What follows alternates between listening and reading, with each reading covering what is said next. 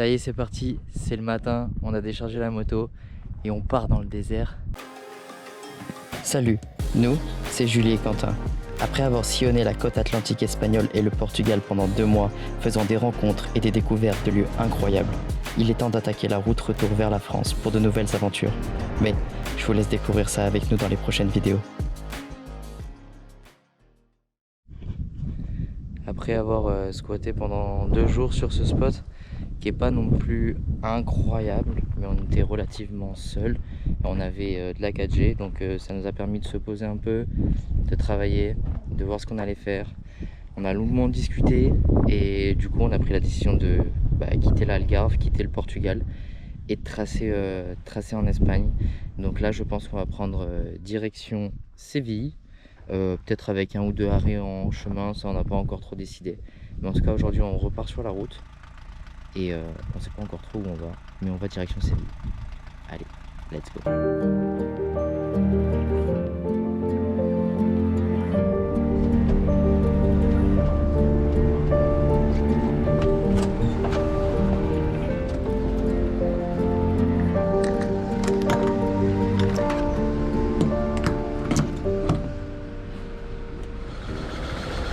Bon, on vous en a jamais parlé, hein, mais faut mettre l'essence pendant le road trip. En revanche, ce qui est intéressant, c'est de voir un petit peu au niveau consommation. Et c'est vrai que Orion, c'est pas le véhicule le plus économique. Mais bon, c'est un peu la contrepartie pour avoir un véhicule pas trop cher, grand et vieux et beau.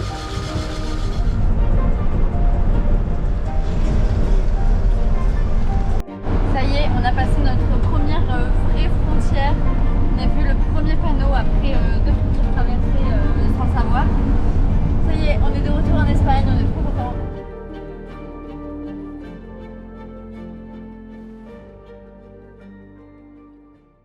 Bon, en général, on privilégie les spots nature pour être tranquille au milieu de rien. Mais dès qu'on s'approche d'une ville, on se met dans des parkings sécurisés, des parkings camping-car. Comme ça, on peut laisser le van tranquille et avoir la tête sereine. Et du coup, on descend la moto et on va visiter. Là, en l'occurrence, on est dans un parking sécurisé aux abords de Séville. Et franchement, pour le coup, celui-là, il est luxe, hein. Là, on a le camion. De l'autre côté, on a un petit port tout mignon. Et genre, vraiment, genre, là, on a le camion. Et genre, juste là, on a le petit fleuve qui passe devant. On a un petit peu d'ombre. On est nickel. Je pense que c'est le meilleur parking sécurisé qu'on ait fait pour le moment. Il y a même des douches alors que d'habitude, il n'y en a jamais. Enfin, bref. Du coup, on va descendre la moto et on va partir découvrir Séville. Après 1 heure d'attente, on accède enfin au Palais Royal. Mais honnêtement, ça vaut le coup. C'est une des rares fois où l'on visite un lieu culturel et qu'on se dit qu'on en a vraiment pour notre argent.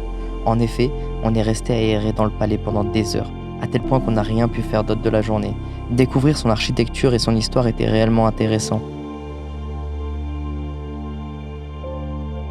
Si vous êtes de passage vers Séville, nous vous le recommandons fortement. Mais avec l'overdose d'interdiction du dernier épisode, on décide de reprendre rapidement la route vers des zones plus sauvages du pays. Nous voulions du sauvage, spoiler, nous allons être servis. Bon, va falloir qu'on improvise. On s'était repéré un petit spot sur Maps là, avec vue sur un petit lac bien sympathique. Sauf que l'accès, moi je pense qu'en vidéo on voit rien du tout. Mais genre clairement ça descend pas mal. Et il y a pas mal de gros trous. J'y vais volontiers avec un 4x4 ou avec la moto. Mais pas avec le camion. À mon avis, si on descend là, on remonte pas. Ou on descend peut-être même pas, peut-être qu'on serait se poser dans un trou. Enfin bref, on va falloir improviser, trouver autre chose. Bon, pour le coup, on voulait voir les champs d'olivier. On est dans les champs d'olivier. On a une petite vue sur le lac qui est incroyable derrière. Et on fait de la piste avec le petit Orion, il fait la piste, tranquillou.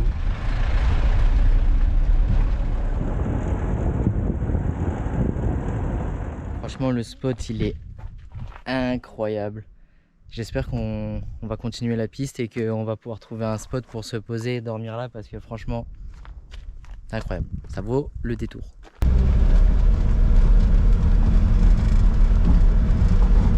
Je suis à ça, les gars. Je suis à ça de vendre le camion pour acheter un 4x4 qui allait faire des dingueries dans le désert.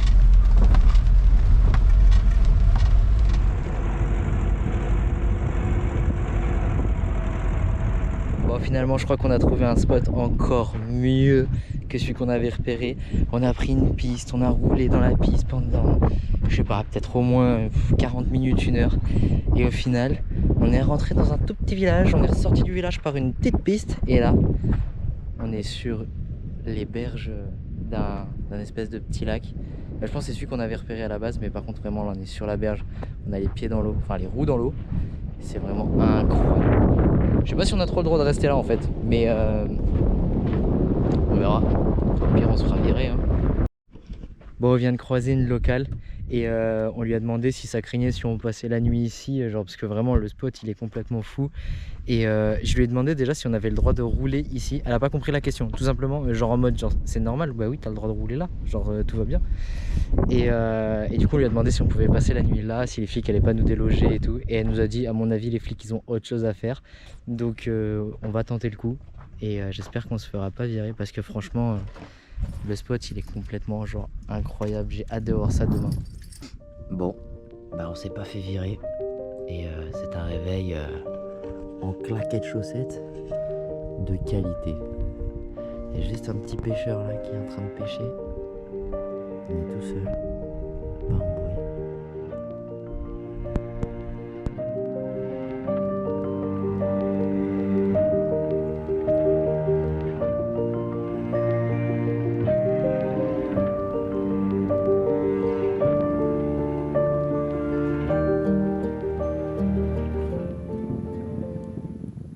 Bonsoir. Ça y est, on quitte cette super belle plage sur laquelle on est resté quelques jours. On est resté 2 nuits, c'était trop bien franchement. Il y avait juste des pêcheurs, donc c'était cool. Et on entend il y a des poissons énormes dans ce putain de lac, c'est hyper flippant. Mais là ça y est, on reprend la route et on va faire un truc trop cool qu'on n'avait pas vraiment prévu. Mais ça va être trop sympa, donc c'est parti.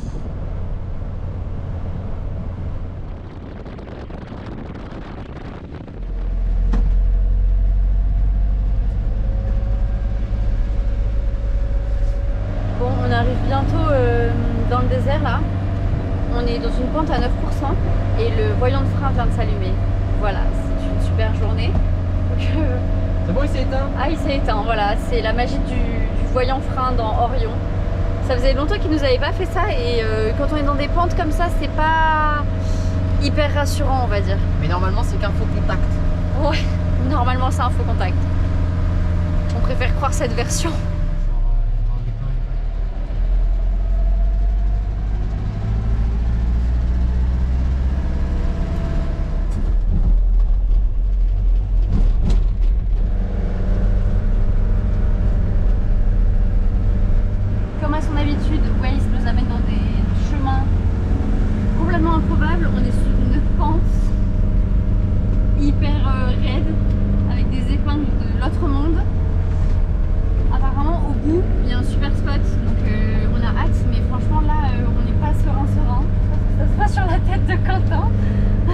Je suis concentré, ça va, je suis serein, mais je suis concentré.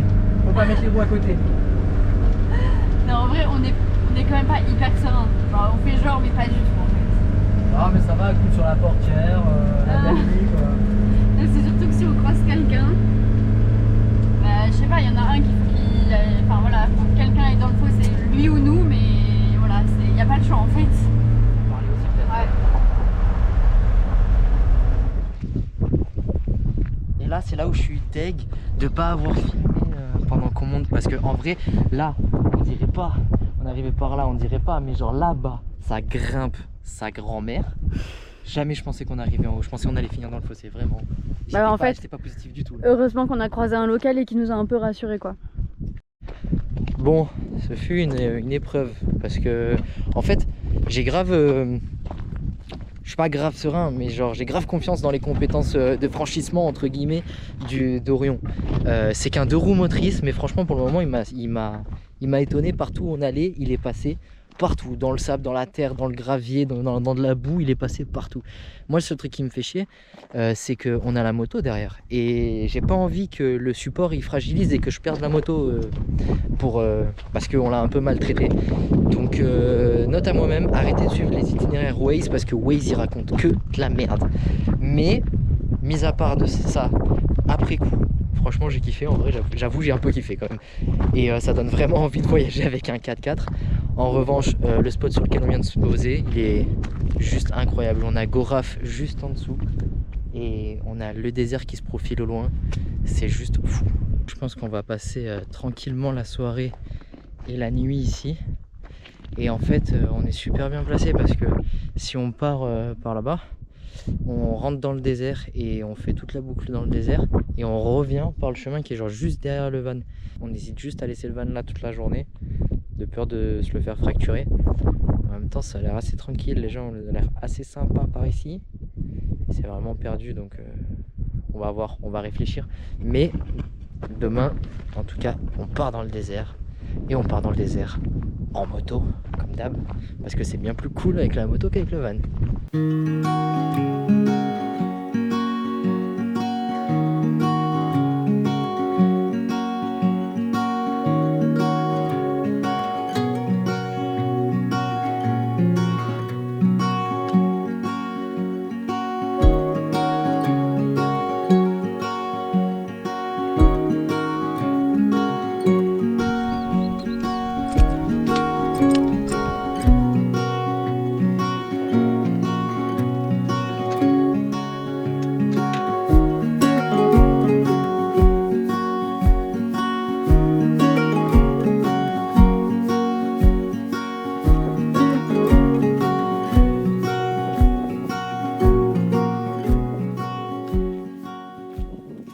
Ça y est, c'est parti, c'est le matin, on a déchargé la moto et on part dans le désert.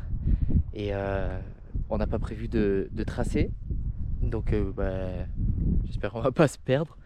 Et c'est parti, vas-y, hein. Let's go.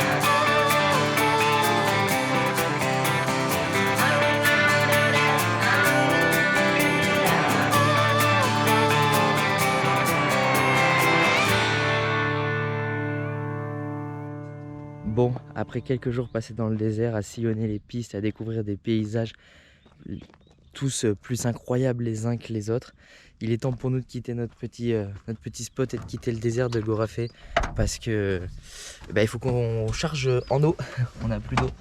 Donc il faut qu'on fasse aussi une lessive, donc on est un petit peu contraint de quitter le désert, mais c'est pas grave parce qu'on a passé vraiment un très bon moment dans ce désert. J'espère que vous avez aimé parce que nous c'est vraiment une partie du trip qu'on a adoré, le désert de Gorafé en particulièrement, c'était juste incroyable. En attendant la nouvelle vidéo, je vous invite à nous rejoindre sur Instagram pour suivre nos aventures en direct. Vous pouvez aussi liker cette vidéo, mettre un commentaire, partager, enfin vous connaissez tout ça. Et sinon, bisous, bye.